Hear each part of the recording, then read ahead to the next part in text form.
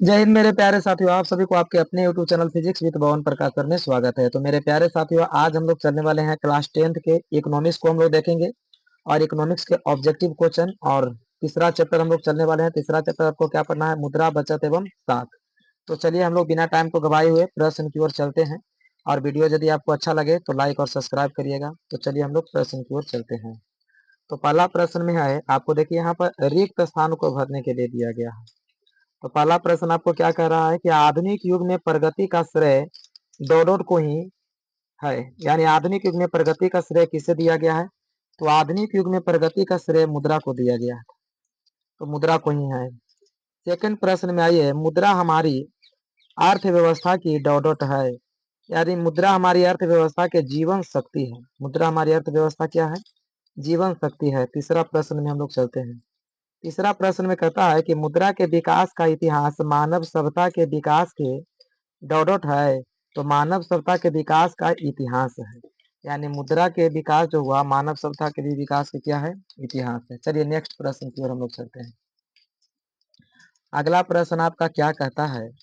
तो अगला प्रश्न कहता है कि एक वस्तु के बदले में दूसरे वस्तु के आदान प्रदान को डॉट कहा जाता है। डॉट प्रणाली कहते हैं या कहा जाता था। तो एक वस्तु के बदले में दूसरे वस्तु का क्या होता था? आदान प्रदान। उसको वस्तु विनिमय प्रणाली कहा जाता था। यानी एक वस्तु लीजिए, उसके बदले में दूसरे वस्तु आपको दिया जाएगा।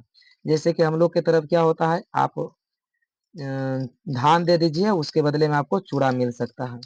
या आप चावल दीजिए, उसके बदले में आपको कोई अन्य वस्तु मिल सकता है, जैसे कि आलू वगैरह। नेक्स्ट पॉइंट में हम लोग देखिए, मुद्रा का आविष्कार मनुष्य की सबसे बड़ी क्या है? यानी मनुष्य की सबसे बड़ी डॉट है। ये तो प्रश्न आपका मोस्ट इंपोर्टेंट प्रश्न है। तो मुद्रा का आविष्कार मनुष्य की सबसे बड़ी उपलब्धि है। आंसर क्या हो जाएगा? मुद्रा के आविष्कार मनुष्य के सबसे बड़ी उपलब्धि है। यानी मुद्रा नहीं रहता तो मनुष्य के जो सामान है खरीदने में, आदान प्रदान करने में बहुत ही कठिनाई होती।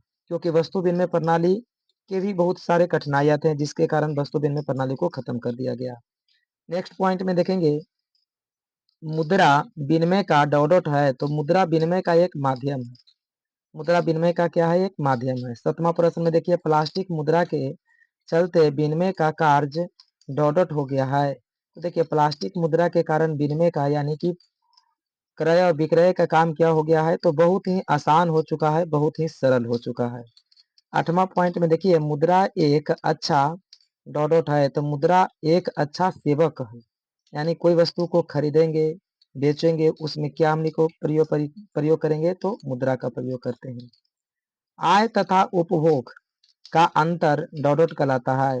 आय और उपभोग का अंतर क्या कहलाएगा? तो बचत कहलाता है। साख का मुख्य आधार डॉट है। तो देखिए, साख का मुख्य आधार क्या होता है?